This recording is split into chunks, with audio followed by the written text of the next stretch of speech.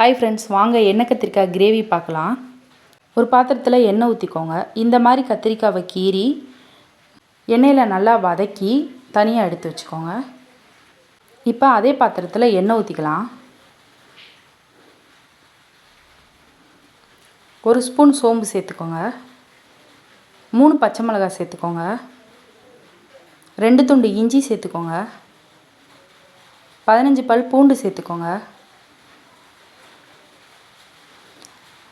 சின்ன வெங்காயம் 2 கைப்பிடி அளவு எடுத்திருக்கேன், அதையும் இதில் சேர்த்துக்கலாம். நல்லா வதக்கி விட்டுருங்க. 3 தக்காளி பழத்தை சின்னதாக கட் பண்ணி வச்சுருக்கேன், அதையும் இதில் சேர்த்துக்கலாம். நல்லா வதக்கி விட்டுருங்க. ஒரு கைப்பிடி அளவு தேங்காய் சேர்த்துக்கலாம்.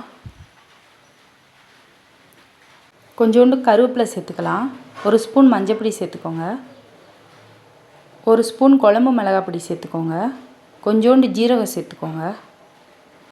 மசாலா பச்சை வாடை போக நல்லா வதக்கி ஆற வச்சு மிக்ஸி ஜாரில் சேர்த்துக்கலாம்.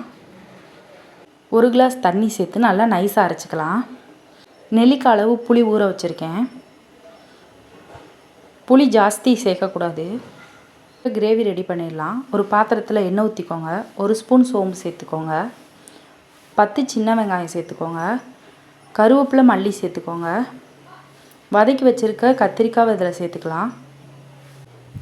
அரைச்சி வச்சுருக்க விழுதையும் இதில் சேர்த்துக்கலாம். சாறில் 1 கிளாஸ் தண்ணி சேர்த்து அதையும் இதில் சேர்த்துக்கிறேன். ஊற வச்சுருக்க புளியை இதில் கரைச்சி சேர்த்துக்கலாம். தண்ணி இதுக்கு ஜாஸ்தி சேர்க்கக்கூடாது. இப்போ தேவையான அளவு உப்பு சேர்த்துக்கலாம்.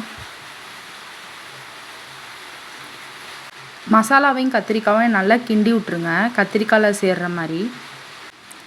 இப்போ மூடி போட்டு நல்லா 10 நிமிஷம் நல்லா கொதிக்க விடுங்க. எண்ணெய் தனியாக பிரிஞ்சு வரணும். தண்ணியெல்லாம் நல்லா வற்றி எண்ணெய் நல்லா பிரிஞ்சு வந்துருச்சு. அவ்வளோதான். சுடு சாதத்துக்கு இந்த கிரேவி நல்லாயிருக்கும். ஒரு முறை இந்த மாதிரி செஞ்சு பாருங்கள். லாஸ்ட்டாக கொத்தமல்லி தழை தூவி இறக்கலாம். தேங்க்ஸ் ஃபார் வாட்சிங்.